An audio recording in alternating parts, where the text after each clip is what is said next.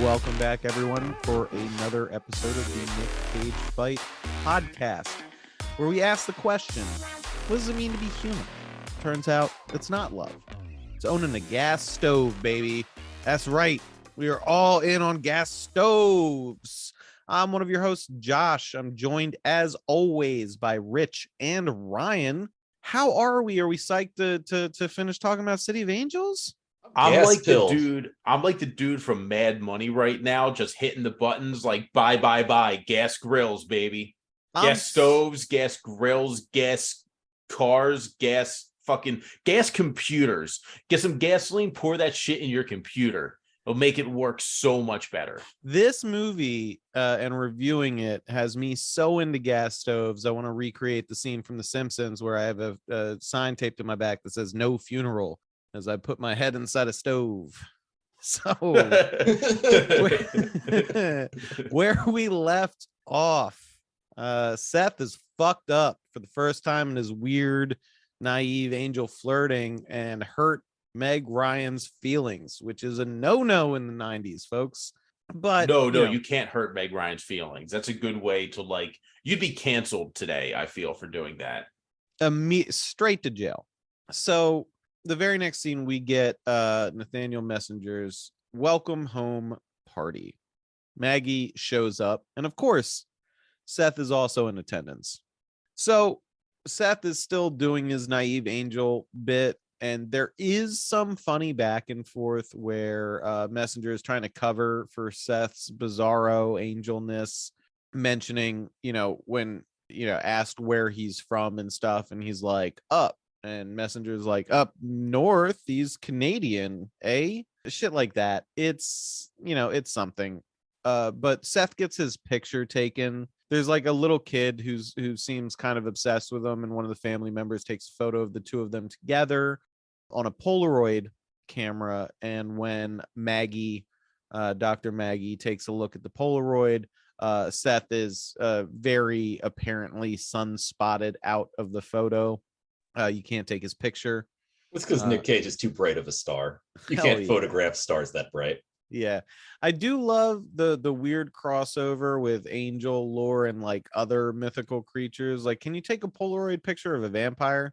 No, I'm thinking Beetlejuice. It's the fucking ghost thing. Yeah, they do Beetlejuice, but not as fun. I think generally you can't photograph vampires, but that also might have to do with some like fucking silver used to be used as a catalyst for the Flash kind of thing. That was actually the original reason behind why they couldn't see themselves in mirrors, or why you couldn't see them in mirrors. Right, mirrors were just like silver or something. Yeah. So angels, vampires, what's the difference? Did we talk about Nick Cage smoking in this scene yet? Sorry, I just walked back in and it was the funniest shit in the world, I feel like. Wait, is this the scene he was smoking in? Because he tries cigarettes in another scene when he's like sort of depressed. Oh, no. I think he smokes. Right. I think he smokes a cigarette with Messenger. No, there's a scene at the diner. He's at a diner, like looking at a human who's sitting there smoking. I'm not sure if it's at this point. I know it was minor enough that I know I didn't include it in my notes because it was like a 5-second scene. I just thought it was hilarious. I'm like, what is that doing for him? But it was like he was depressed. So it might have been after he snubbed Maggie, but he's at a diner and somebody's smoking, and Messenger was smoking in front of him. And so like he smokes a cigarette at a diner, and literally he looks at it with exactly what you just said in mind. Like it's perfectly demonstrated where he's like, this isn't. Why do they like this? I don't understand. Because it looks cool. It feels good. Yeah. The booze fuels my body. Well, what are the cigars for? They make me look cool, baby. So Seth ends up going home with Maggie, and she starts asking him some personal questions. She's fed up with the man of mystery. She wants some answers. And we do get a Mrs. Doubtfire moment where she's like, what's your last name? And he just like looks around and he's like, Plate. It's like, are you saying you love lamp because you saw a lamp? It's funny. It's been done better, but it's kind of definitely been done better. Yeah. In Akira Kurosawa's Yojimbo, the character names himself 30-year-old mulberry patch because he's looking at a mulberry patch. It's a classic trope, like I said, done better, but it's at least it's funny. I was taking any moment of levity I could when it came to this film, but it's extra funny because of what it's sandwiched between, because Maggie fucking straight up tries to cut Cage with a knife, just jabs him right in the hand, and she realizes like he hasn't been hurt at all, no injury whatsoever. Well, the impetus for that is that he's told to chop up it's like a lettuce or a cabbage or something, a head of and lettuce. he does cut into his finger, or it looks like he should have, and she's kind of jostled by that. Also remembering like the insane shit he said, like it's impossible for me to give you my blood, shit like that. Yeah, but he's batshit basically to her. So she freaks out with the not being harmed by knives thing, which is understandable. Slaps him a couple of times. He doesn't feel it, but he explains he doesn't have a sense of touch like humans do. And he tells her that he's in love with her. She tells him to get out. So he does his Batman disappearing act again and goes to talk to Cassiel, who does his best to comfort him. And Maggie goes back to doing surgery. This is a little bit of a montage scene. She does surgery. Sarah McLachlan. I was about to say, is this the Arms of the Angel? Yeah, part? It fucking is. It really made me want to adopt a dog. Yeah, I was gonna say. It's funny, we were talking about the songs that got purchased for this film, like made explicitly for it. We brought up the Sarah McLachlan one, and I said I'm pretty sure the ASPCA paid for that one. I'm still gonna check. we essentially get a sad boy and girl montage here with Maggie and Seth basically being sad and lonely. I think this is the montage that has Seth smoking a cigarette next to a guy smoking a cigarette in a diner back in the good old days in the 90s when you could smoke indoors. But okay, so real quick, that song, it's just called Angel, by the way. Sure. And it was not paid for by the ASPCA. She actually wrote it about the death of the Smashing Pumpkins keyboard player from a heroin overdose. Really? Yeah. I feel like I should have known that. I like the Smashing Pumpkins. I also feel like I should have known that. I mean, pre-2002 Smashing Pumpkins, especially now, Billy Corgan is like just... Oh, he's crazy. He thinks he saw a skinwalker in his backyard once. Doesn't he? Does he still have the magazine about cats? Maybe. I don't know, but he owns the NWA, which is still batshit insane to me. That's fucking hilarious. Like, he just went out and bought a wrestling organization just because he wanted to, which is very funny. Wait, who was the keyboardist? Jonathan Melvoin. I don't know if it's pronounced Melvin or Melvoin because there's an O in there. Okay. He was like their touring keyboard player. Weird. He died during the tour for Melancholy and the Infinite Sadness, which I didn't realize because that's a little fucking crazy. One of the only things I know how to play on the piano is the opening intro to that album. I would argue that's probably their best album overall. Yeah, he had the Infinite Sadness, unfortunately. Yeah, no, I wasn't. I was not aware of the origin of that song, and I like the Smashing Pumpkins, and I did not know how prominent their keyboardist was. Like, I knew the drummer and the guitarist and the bassist, and then they eventually replaced the bassist with what was it? Melissa Often Moore from Hole, I believe. Yeah, That they just needed to correct, keep. yes. Yeah, because they needed to keep a chick bassist. Yeah. He had to keep the woke mobs at bay. Yeah, Darcy I think she got married and left. And then the guitarist eventually did like a solo album or something like that, and the drummers bounced around a bit and I think came back for like later shit. I'm not sure. That's a whole separate podcast. But so Seth shows up at Maggie's and sort of embraces her, but he's still doing the invisible angel thing. Refuses to show himself even when she insists. She sort of does her thrashing around thing when she goes to lay down to sleep. Again, one of the things is she has trouble sleeping sort of in general. She asks him to stay at least until she falls asleep, and she falls asleep. She has a great night's sleep. But when she wakes in the morning, Seth is not there. Not to her and not to us, the viewer. She does seem pretty psyched to have actually gotten a solid night's rest and races to work on her bicycle. And so I'm sorry, I forgot to mention this. My notes were a little spotty. When Maggie had gone to look at the sick kids and then realized that was still depressing and went to look at the babies, there was a baby who is basically like the problem child of the nursery. He cries all the time, so on and so forth. And we learn it's a dumpster baby. Literally, I'm not being glib here. It was a baby they found in a dumpster. But when she rushes back to the hospital, she has an idea as to what is going on with the baby and why it's so cranky. DB is just cranky because he can't sleep. There's something wrong with his nasal cavities or something like that. Weird baby deviated septum, something. But either way, on her suggestion, they do a scan. They realize what's going wrong. They fix it, and Dumpster Baby is doing better. Just shortly after this scene, boyfriend guy comes in and into the changing room, the locker room for doctors or whatever, and sort of unceremoniously asks her to marry him. No ring or anything. No getting down on one knee. My guy is just winging it here. And he does. This is another fucking 2 on the nose moment because he says we're the same species to his girlfriend that he doesn't know is sort of falling in love with an angel. But whatever. Yeah, it's a weird way to say something. I mean, I don't know. It's shoehorned and ham-fisted, 100%. Definitely a wink and a nod at the viewer who knows what's happening. Entirely unnecessary.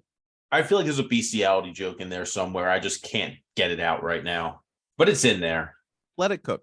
Messenger is talking to Maggie at this point, giving some advice about Seth and sort of dancing around the whole angel thing with some odd vagaries. Either way, she's kind of clued in now. It's not entirely clear to what level she understands what's going on, but she has some better sense after this conversation with Messenger. Maggie goes to the library explicitly looking for Seth at this point. He seems reluctant to show himself, but eventually he gives in. And she tells him that her boyfriend proposed, and Seth points out that she doesn't love him. And Maggie's like, nope, I'm going with it. This is what makes sense.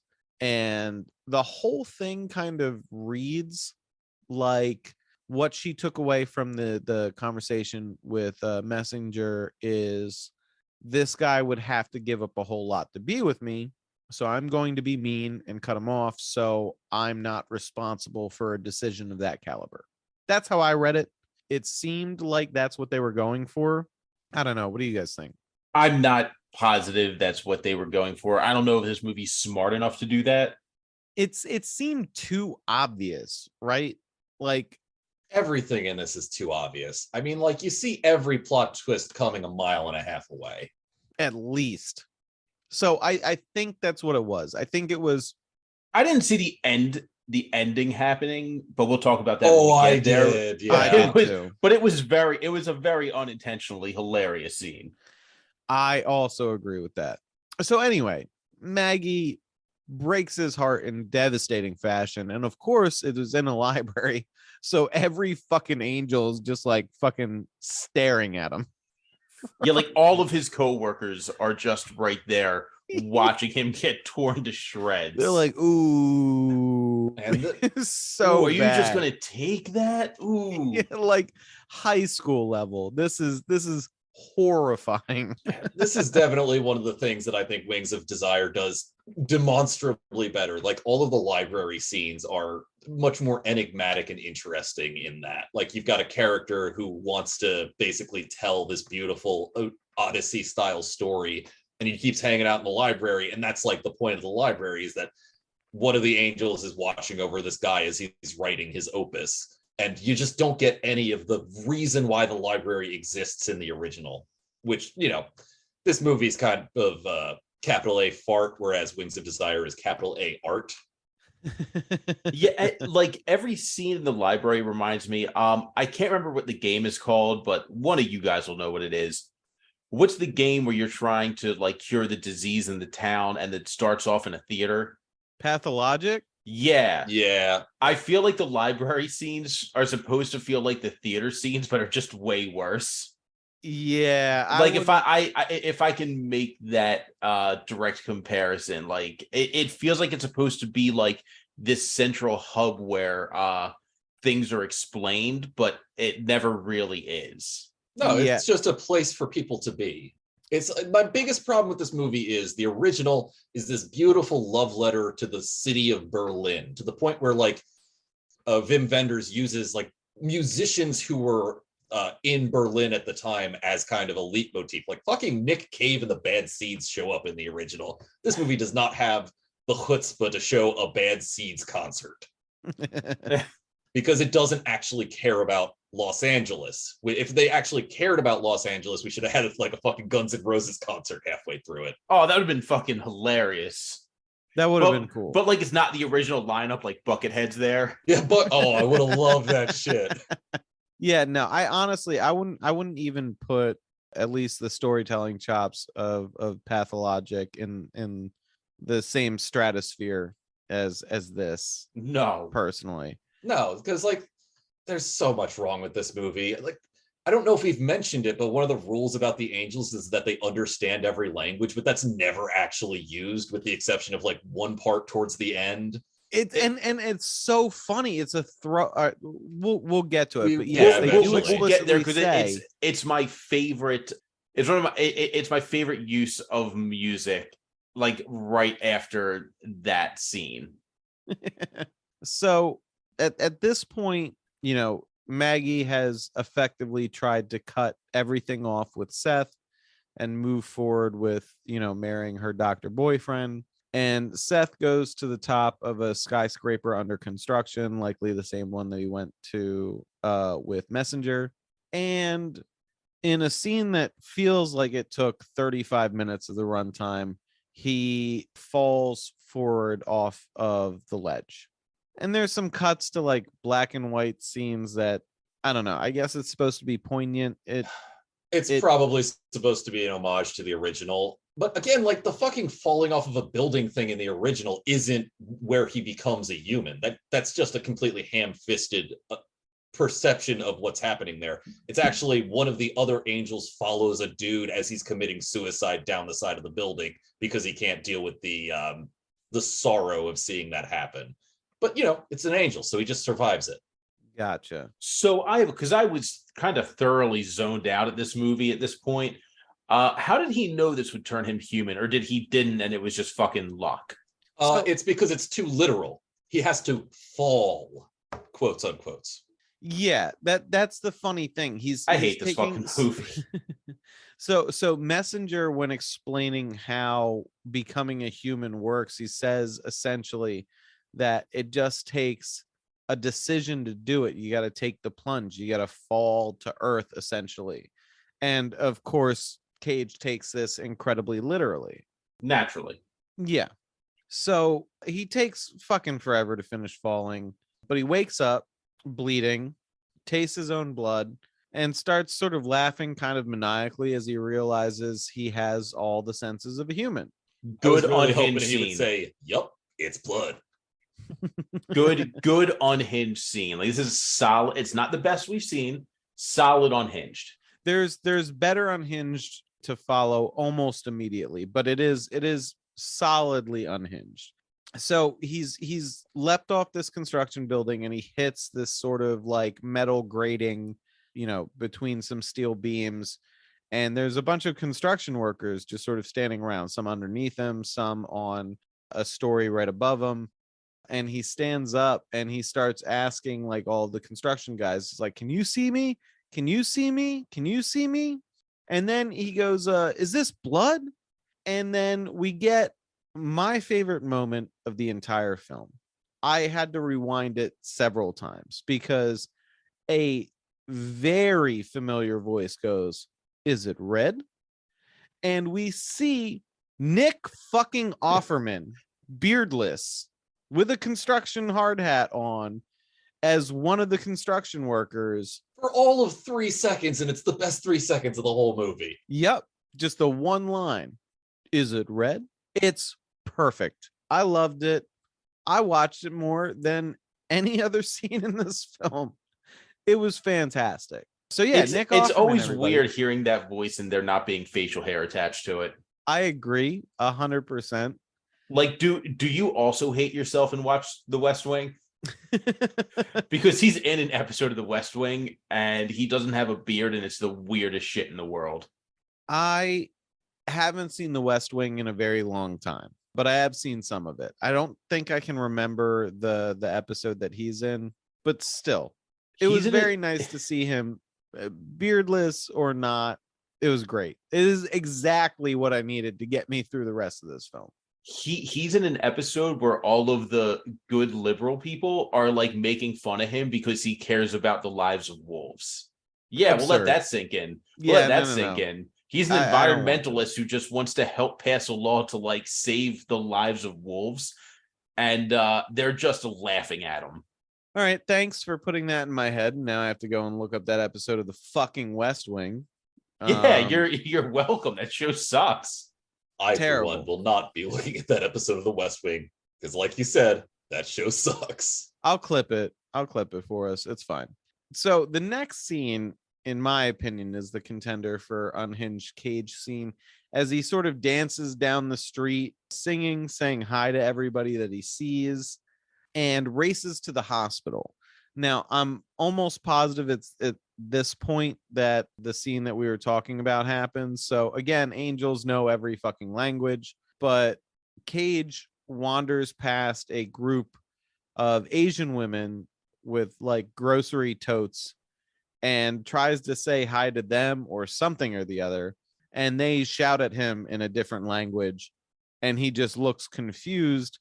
And that's the joke about angels knowing every language, but now he's human and he doesn't. But he knows English. It's the only payoff for that whole thing. Yep. Which, again, I'm going to keep referencing the original. The original is really cool because Berlin is sort of this multinational city in the 80s, or at least, West Berlin is. It does have that whole East-West Berlin Wall thing going on. But there are characters who speak in English, like Peter Falk from Columbo, and you have characters that speak in their interior dialogue in like their native language. Like there's a French trapeze artist who, when she's speaking aloud, she's speaking German, but when she's thinking to herself, she's thinking in French, and the angels are reading her mind. And of course, the angels can understand what's going on, and it's just significantly better in terms of how it approaches that. Yeah, that is too much for an American audience. Yeah, we like our language one way, and that's American. Yeah. Why do you think foreign films just like don't even make it over here? Because our illiteracy rate is like 14% right now. Ain't nobody wants to read a movie. That's not good. But also, if it doesn't cost $2 billion and is not 90% CGI, I ain't watching it. Yeah, get out of here, everybody, but the MCU. And the script better be no longer than 40 pages, but the movie better be longer than 2.5 hours. I'm looking at you, Infinity War. Looking at you, Avatar 2. I haven't seen it yet. I only want to see it for the Avatar with the fucking Ray-Ban sunglasses. That's the only reason why I want to see it. That's the only spoiler I've seen too, is just that there's an Avatar who has custom made fucking tactical sunglasses. You want an incredibly stupid spoiler? Sure. Sigourney Weaver's Avatar gets pregnant by God in that. Awesome. Okay, so now I have to see it. That's perfect, actually. I love it. Yep. I'm gonna watch it. Those movies are going to be the top. The Avatar movies are gonna make more money than any movie ever. And like 70% of the people watching them are watching them ironically. Yeah. And James Cameron is just laughing his way to the bank. The Avatar movies are going to become... There's not enough fucking edibles in the world to get me to sit through an entire one of those in one sitting. No, those movies are going to become a cultural touchstone. I'm telling you. Just wait till next Halloween. You'll see what I mean. Yeah, listen, when we look back at films from the mid 2000s, it's going to be Avatar and like fucking Thor Ragnarok. Like that's what it's going to be. Fucking dire. I love it. I don't. I'm being ironic. I know you are, but I really don't. No, I'm leaning into it because we got Alanis Morissette on this soundtrack, so you got to get the Alanis ironic. Morissette doesn't understand the meaning of the word irony, though. It's when you get a fruit fly in your Chardonnay or something. It's like rain on your wedding day. Yep. 10,000 knives when all you need is a spoon. So it's like a man who won the lottery and died the next day. I don't think any of those are ironic. Dramatically ironic or like philosophically ironic. Maybe the irony is that the song is called Ironic and isn't ironic. It's a meta commentary on irony. Who's laughing now? Alanis Morissette, because she's a millionaire. 100%. Also plays God in Dogma. Yeah. Now that's a better movie with fucking angels in real life. Hell yeah. 100%. Also Matt Damon. And it answers the question. It answers the question about angel dicks real quick. Yeah, they're like Ken dolls. Yes. Let's continue. So Nick Cage runs to the hospital to try and find Maggie. He acts super weird. This is also a point where the whole angelic naivety thing really starts to come into question for me, because he accosts one of the people working at the hospital trying to find out where Maggie is. And they're like, are you a patient? Are you a what? And he's like, you have technology. You have this thing. He picks up a mouse to a computer. Can't you just tell me where she is? Luckily, Anne, the nursery doctor lady, is there.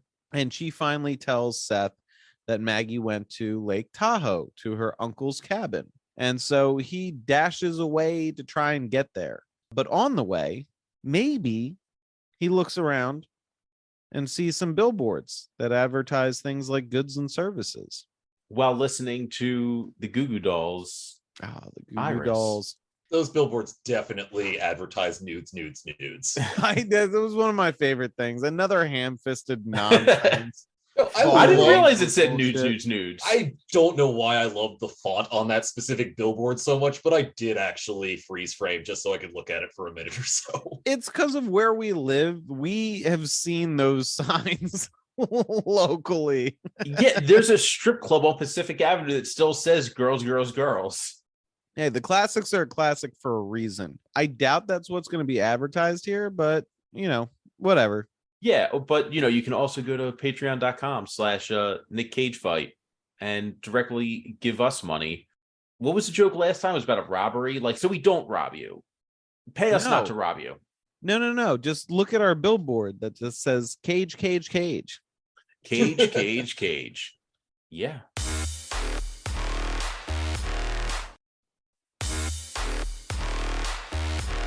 I hope you enjoyed listening to those ads for the Amish and ICE, and probably like a true crime podcast too. I'm sure that was, in there as well. Probably a Smokey Bear fire safety one just for good measure. Ooh, I hope. Yeah, that's a good one. I'll get behind that. Prevent forest fires. Right, but is Smokey the Bear a cop? He's a forest ranger. No, forest rangers are not cops. Forest rangers actually are cool with the trees. Yeah. All right. Yeah. These are questions that I have sometimes. He's more of a firefighter than anything. Okay. All right. Nobody has ever written a song called "Fuck the Fire Department." I will say though, or fireman killer. Yeah. Since we're a movie podcast, I do have to say that Miss March did clearly lay out the late great Trevor Moore. People hate firefighters. I fucking love that movie.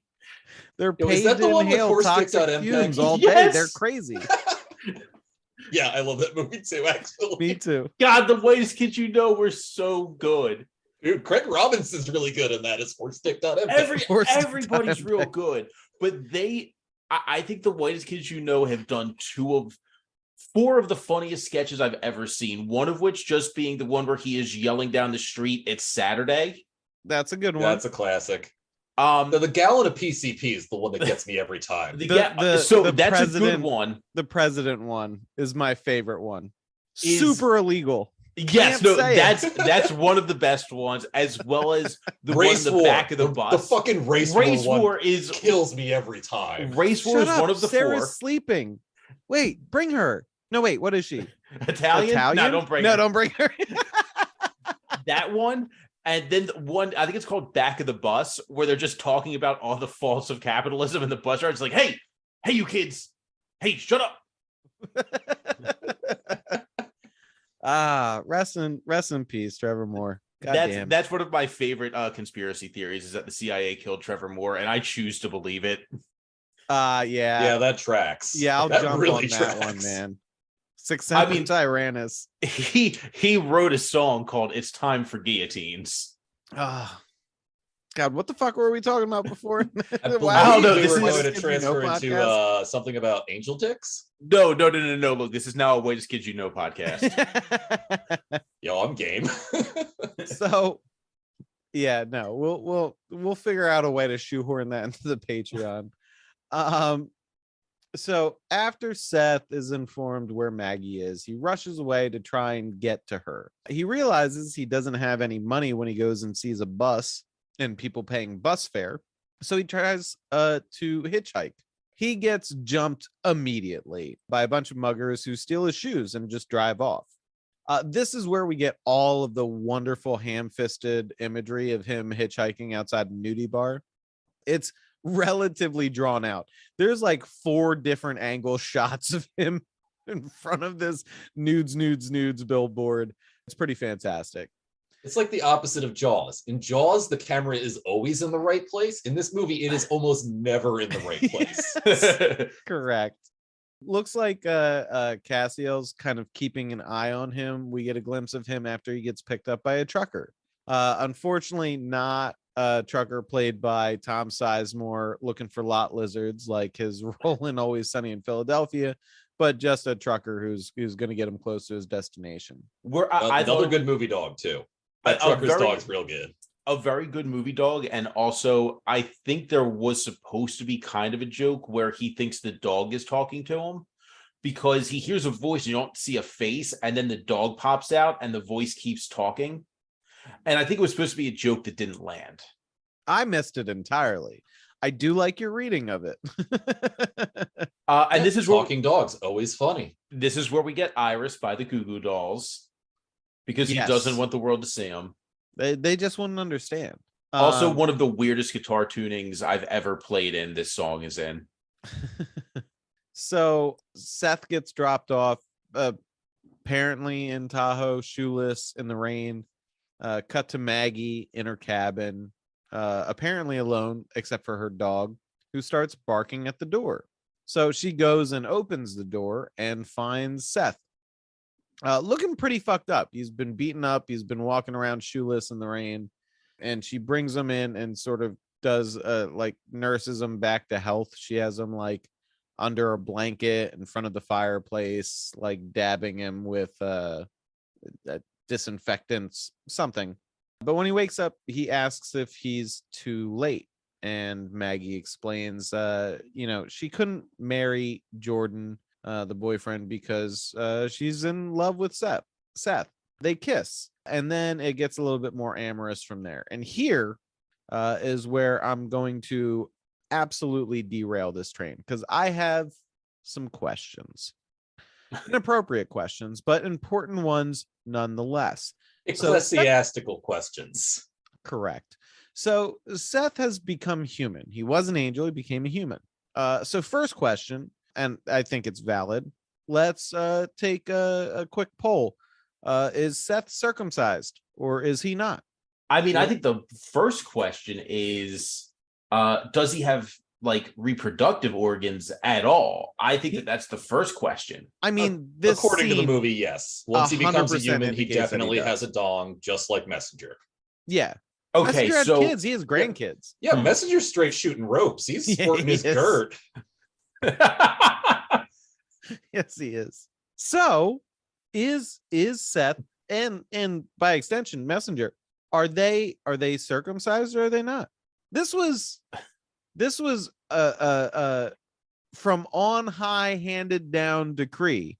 Did God let him transubstantiate in accordance with the old law, or just pop them right out anatomically whole?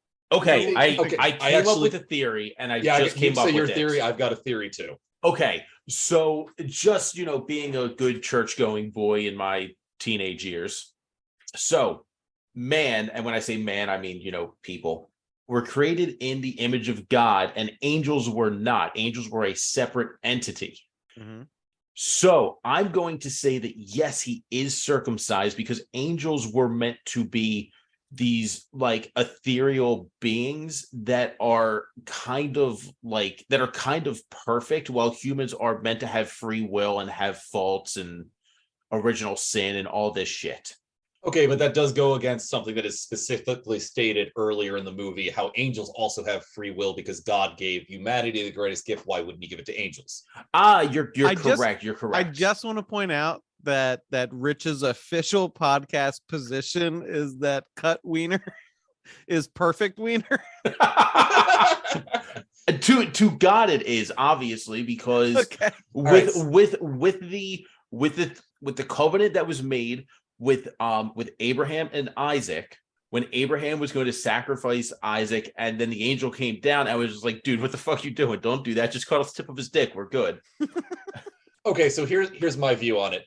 Explicitly in the Bible, it states that boys have to be circumcised at a maximum of 8 days after they're born. Do we consider the day that he fell to be his birthday?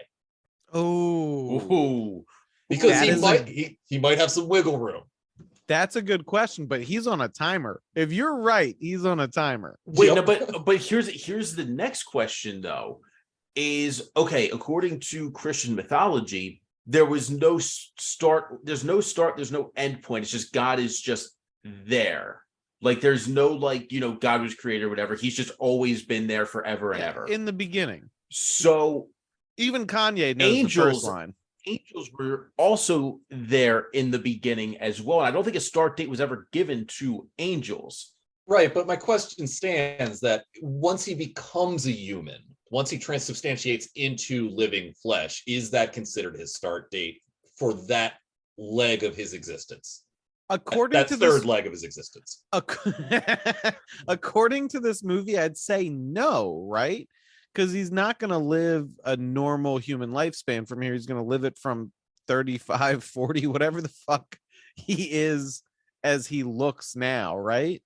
Yeah, I guess. And also just to backtrack 5 minutes, when you said that my stance is cut dick is the best dick, as a bisexual male, I will stand by that statement.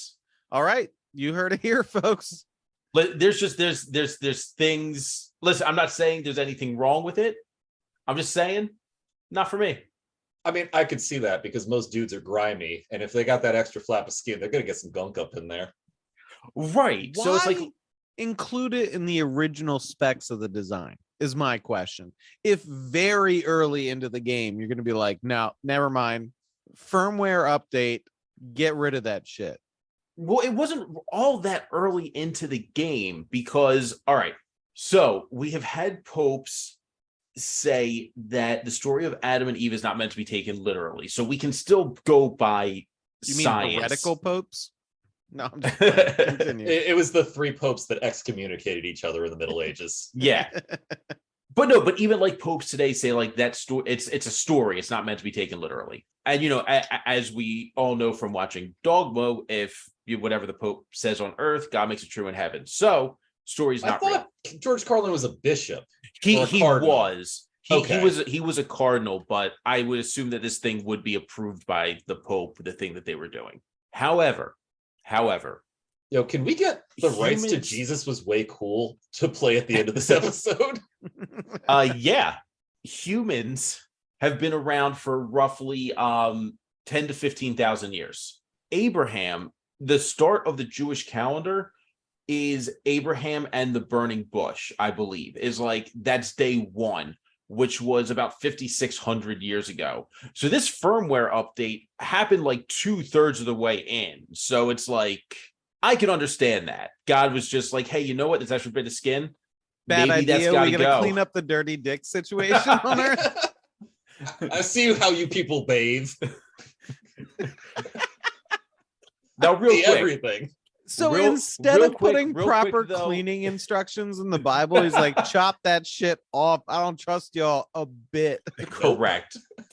Real quick though, Men with unwashed I asses do out not. here. I do not want to get canceled. You uncut kings, I still love you. I'm just saying, there's preferences. They exist. They're okay to have as long as we all just are fucking cool about it. Okay. So the general consensus is that he came out circumcised through the transubstantiation. I think so. If we are living in a world where, according to God, like circumcision is correct, according to God, not according to me or this podcast, want to be clear, I would think that he would be in God's image. So you're saying God's the image cut. of a burning bush? Well, God's an envy. Yeah, or just Alanis Morissette. Also fair.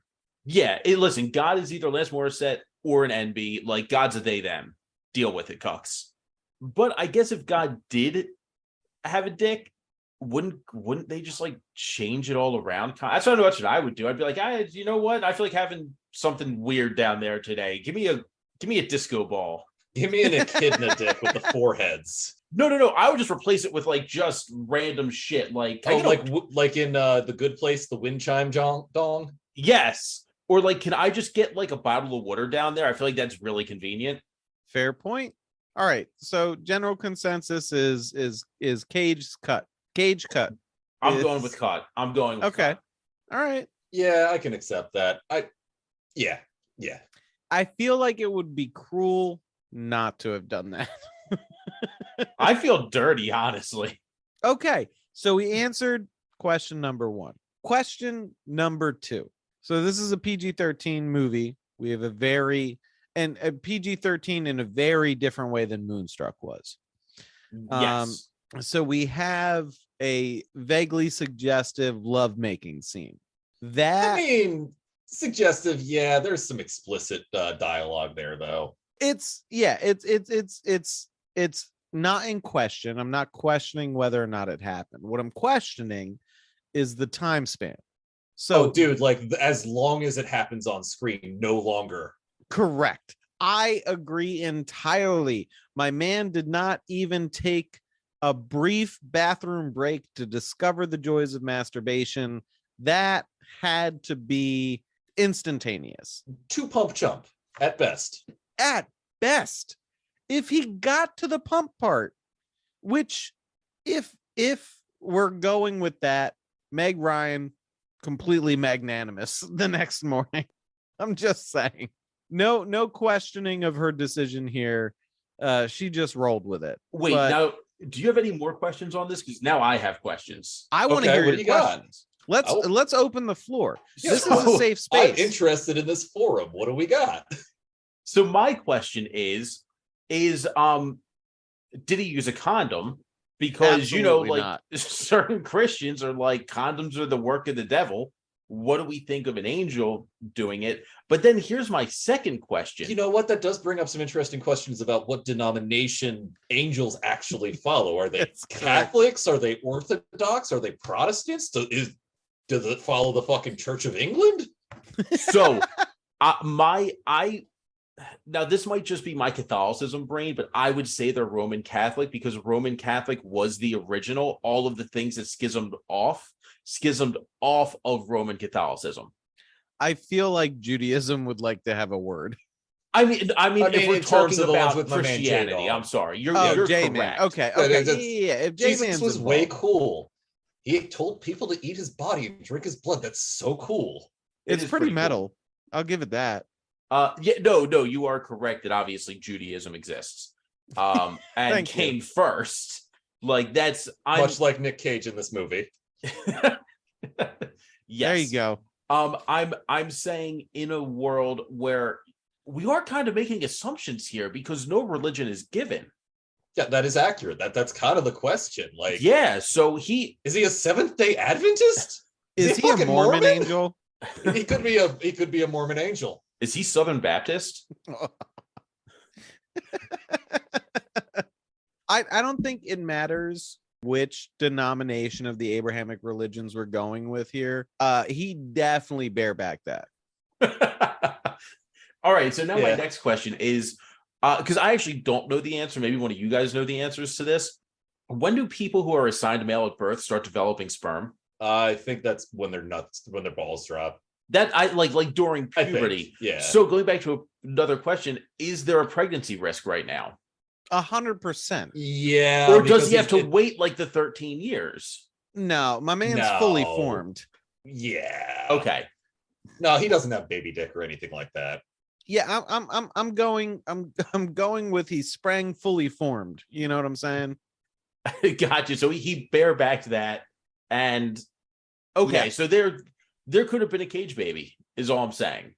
I mean, not after what happens next. Well, yeah. Well, I mean, we're talking about celestial levels of conception here, but there's an issue, which I love. All right, so and we can continue this, but let's run through the remainder of the plot, because it's the worst elements of the movie, in my opinion, in general.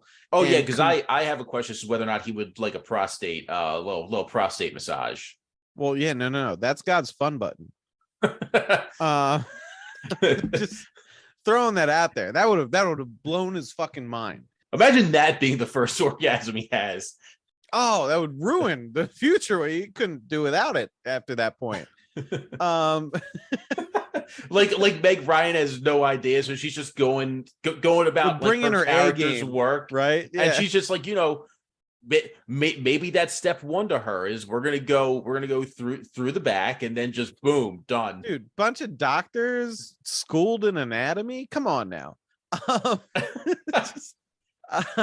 But no, let's all right.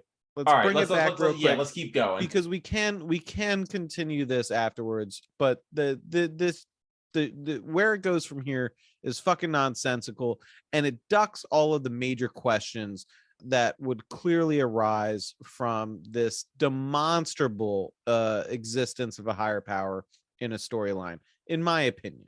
So the next morning, after they answer all the questions for themselves and leave us viewers in the dark as to the status of Nick Cage's penis and how long their lovemaking session lasted, they sit next to each other on a pier by the lake.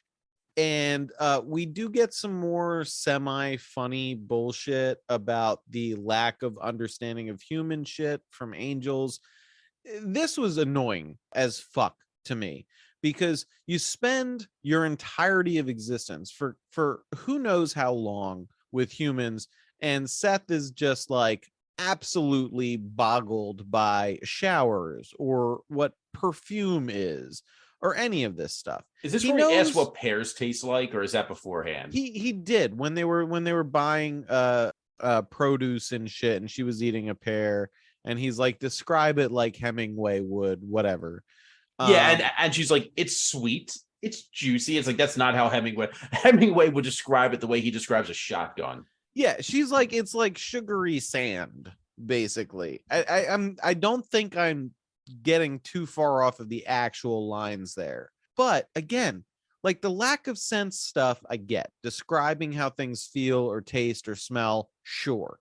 But him fiddling with the shower handles, not understanding that at all, not understanding what the fuck perfume is, nonsense. It does not line up with the rules we've laid out. No, and this is a man who spends a lot of his time hanging out in hospitals, the cleanliest places on earth. Yeah, it's absurd. But yeah, he has this like fish out of water alien from another planet bullshit with normal everyday human items, which is supposed to be fun or funny for the viewers, and it just fucking annoyed the shit out of me. Like the only thing it's missing for a comedy scene is if it was just playing like Life is a Highway or something. Yeah, it was like he knew the word technology and what it means, but he like just picks up a mouse, like, whoa, do the thing. That's frustrating to me.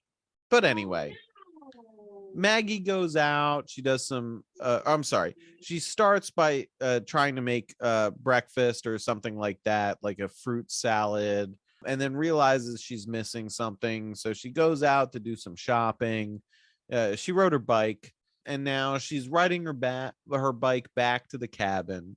And this is the scene that the trailers and all the commercials and shit used. And she's, riding with her hands off the handlebars out, waving in the wind, all this bullshit. And at some point on her trip back, by the way, the road to me is absolutely terrifying. No guardrails, steep drops on either side of this paved road. Now, when my fiance and I want to get away for like a weekend, or like you take a Friday off, something small, like we'll go to Pennsylvania, just like rural Pennsylvania. That's one of the things we like to do. And those roads terrify me because sometimes they're up steep hills, mountains, whatever you want to call them. No guardrails. Driving in rural PA is hellish. Yeah, I have some anxiety issues, and I'm just like, I'm not driving this shit. I'm gonna sit with my eyes closed in the passenger seat. I can't do it. This road is worse than any of the ones we've been on. 100%. You would not catch me walking down that road. And she's just biking. But and this is another thing that annoys me about this film. A truck with like tree trunks, like a industrial truck, like pulls out as she's biking up, and it's like rapid cuts, like you don't see exactly what happens, but it's the tenor and tone is clear. There's an accident. Maggie gets hit. And this is a woman we see. Fucking way that you would actually die from this. Like, I also there's no way you wouldn't be able to just stop on a bike. You're not going fast enough that's going to be an issue. She was coming up on it. It's not like it turned out into her. Like it was turning onto the road in front of her, right? Like, and also, this is a woman slided under it. This is a woman who has been shown the whole movie to weave in and out of traffic on a dime on a bicycle. LA traffic. This is the only other vehicle on the road. As someone who rides a bicycle as his primary form of conveyance, it's unhinged that this would have ended up with her dying. And then my favorite part is after this scene, it shows her just like laying on the ground with like her backpack as a pillow. There's flares on the road, so clearly there's like emergency workers there, but nobody is there for her. No, it's the truck driver. The truck driver lights the flares. Okay, I'm not gonna lie. I was staring up at the ceiling at several points in time, just sighing very loudly during this. But it's the truck driver who puts them out. Okay. And it's assumed that the truck driver puts like her backpack under her head or something like that. Seth gets some magical former angel intuition that something bad has happened and runs down the road from the cabin and finds Maggie like laid out with some minor cuts and bruises, but nothing that looks immediately terminal. Yeah, her brain's not hanging out or nothing. Yeah, she asks him to stay with her. She apologizes, which fucking this dude gave up being an angel to be with a human, gets one night, and then you get pancaked by the tree moving truck. You should be sorry. But she says she sees someone, meaning an angel, come to help her cross over, and then she fucking dies. I hate this movie. It sucks so much. He was also yelling at her, "Don't look at him. Don't look at him." It's like the polar opposite of Wings of Desire, which kind of ends a little ambiguously. I'm pretty sure the trapeze artist that he falls in love with doesn't die, but also the entire movie isn't the romance between them. It's more about that dude learning to understand humanity and then falling in love with someone. But this movie, obvious. Is all about everything is made to be broken. I just want you to know who I am. No, including Meg Ryan's face. I was gonna say it wasn't even that busted. I know. This movie is about giving up immortality and God laughing a divine mandate in order to get it wet. That's what it's about. And I respect that, but you could have done it better. Terrible. So, of course, from here, we cut directly to Maggie's fucking funeral. Everybody's got umbrellas except Seth, who is just standing there getting rained on. Well, he likes the feeling. Seems dramatic, but I fucking, I'll allow this one. I would be that depressed as well. Go for it. It's fine. So Seth goes to visit the messengers, and him and good old Nate Messenger just sort of look at each other. Another one of my candidates for unhinged scene is Who is it? The pairs? no, not the pair part, the opening scene. So it cuts from him just sort of sitting silently across from Mr. Messenger to him doing the weird. I don't think anybody else in Hollywood can do this like Cage can. He's just standing in a way that is patently absurd. It's like a weird hunch of his shoulders. His legs are too spread apart. Like if you went to leave a place of business and a person was standing like this in the doorway, you'd find some reason to walk around the store a little bit more until they moved. It's perfect, weird single stance moment. Angelic scoliosis. Exactly. It's absurd. And it's just him standing at the entrance of the produce place that Maggie took him to when he was still an angel. And then he goes and walks through and starts grabbing like fucking 100 pears. Every fucking pear that they have in that grocery store. Yeah, like he grabs one, like looks at it, like puts it in the basket, and then another one, and the pace just increases. And his face keeps getting more unhinged as he goes. It's good. That's actually that's the one good moment of the movie. It's a solid one. And then he's back at some house, and this I put in my notes with a question mark, is like, what does he just get Maggie's shit? Like they weren't married and they dated for a day, but he's in a house. In my notes is like, back at some house. Where is Seth even staying? He doesn't even have a fucking social security card. And Cassiel shows up, and Seth is clearly pissed about Maggie dying, and he asks why God would do this and whether or not he's being punished. And Cassiel says, you know better than that, and then asks Seth what it's like to feel warmth. And Seth is like, yeah, it's super fucking great. Like it is definitely amazing. And then he asks Seth if he would have done this if he knew this is how things were going to go. And Seth is delivering, or Cage is delivering, what is supposed to be one of the more poignant lines in the film. And it comes across super trite, not for lack of trying from the actor, just the writing. And he's just like, I would rather have had a single moment with her than an eternity without it. And then he eats a pear.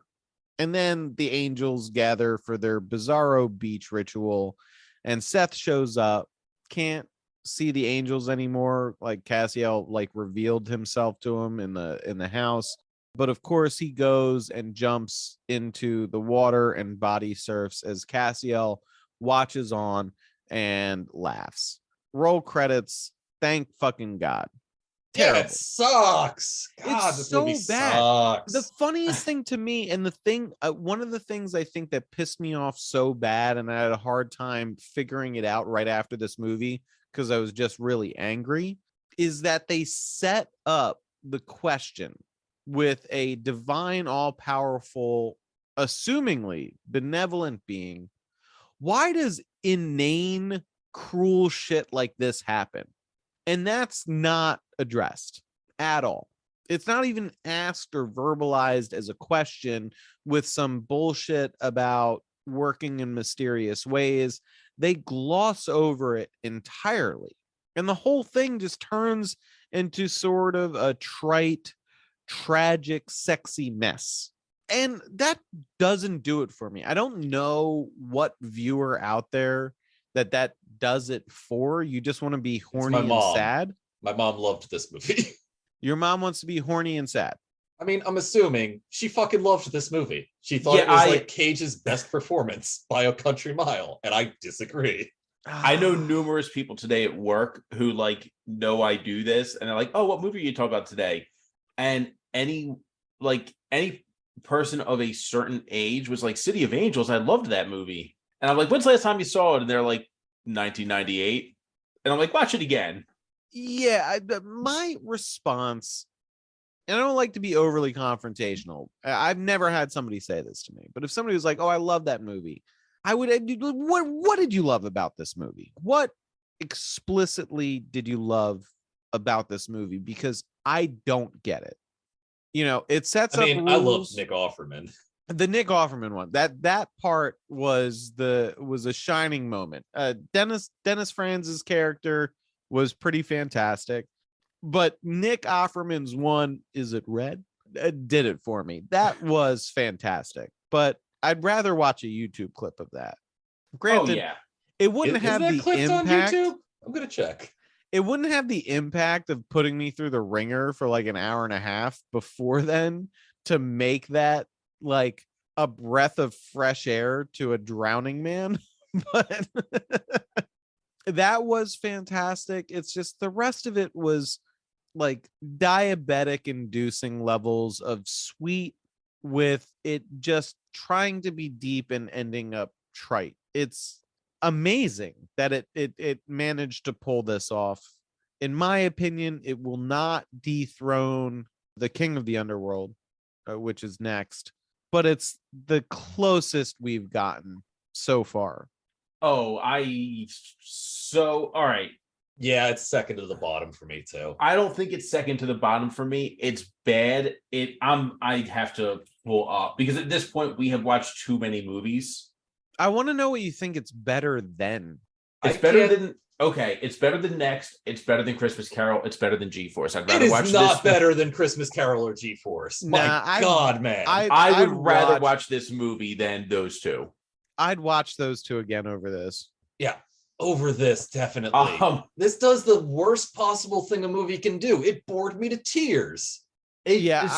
I'm inclined to agree. I wasn't as bored watching this as I was G-Force or Christmas Carol. I was bored. It took me 8 hours to watch this movie.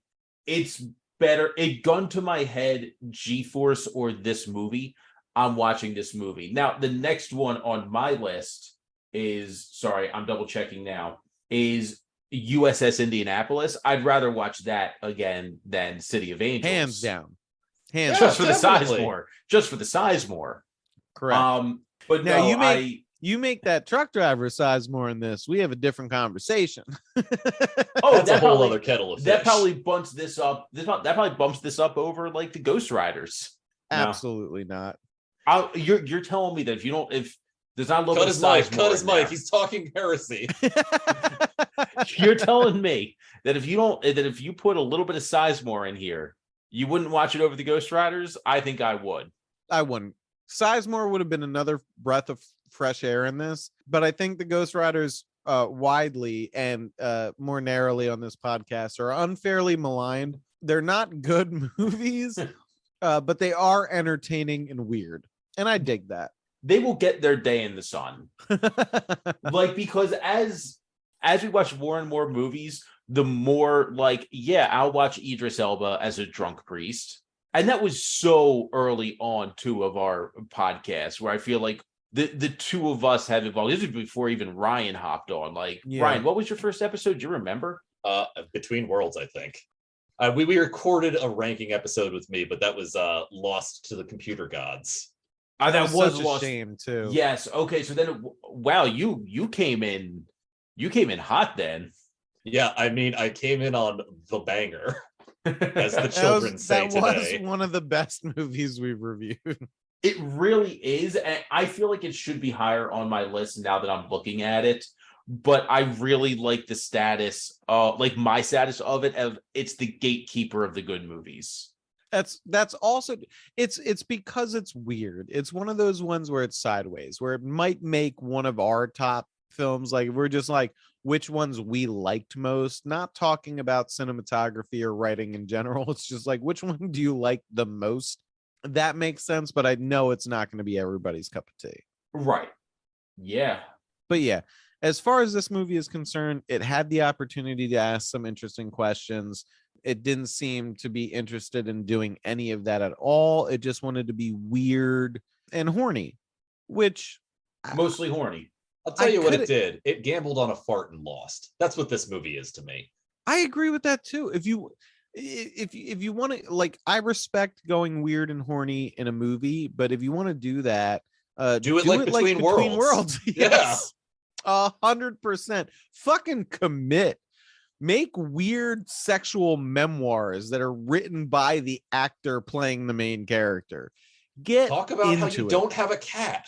Yeah, just 100% commit more. Don't do this wishy-washy 90s PG-13 bullshit. Commit. That's all. Yeah. Not a fan. So wouldn't recommend. I have the next movie for us. Yeah, and I'm going to tell you, it's not a weird one, but it's going to be a weird one for this specific podcast. I need a pickled ginger palate cleanser. Tell me we have something that's going to reverse some of the issues. I don't know, because I don't know how this movie has aged, because it's Fast Times at Ridgemont High. Oh, it hasn't aged very well, but it is still very fucking funny. There's going to be some stuff to talk about for this one. Okay, yeah, because I have not seen this probably since I was in college, and I watched like a double feature with my stoner friends, watching this and then Dazed and Confused, because There like you go. Suncoast Video sold it in a 2-pack. Yeah, that tracks. That may have been the last time I've seen this, and I'm sure that things have not aged well. I'm sure there's at least one sexual assault in this movie, but it probably also is still extraordinarily funny. Hey, look, Yeah, Sean Penn is an all-time great in this. I will hear no slander. You referenced Dazed and Confused, so let's just say the best thing about Fast Times at Ridgemont High is we might keep getting older, but it stays the same age. Solid. I'm into this. Look, aged poorly, sure, I can deal with that. We can talk through all of those elements.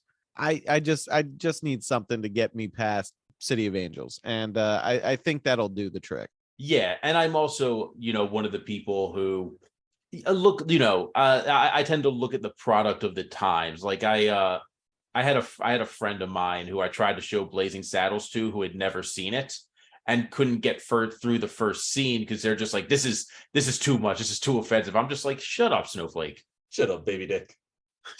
Shut up, baby dick. Yeah, no. Like I said, when it comes to stuff like this, we can talk through elements where it aged poorly. We've done that. We watched Valley Girl. Exactly. Valley Girl had some real questionable shit in it. So did Moonstruck, and we all agree that Moonstruck is the best movie we've seen and might be the best Nick Cage movie ever. No.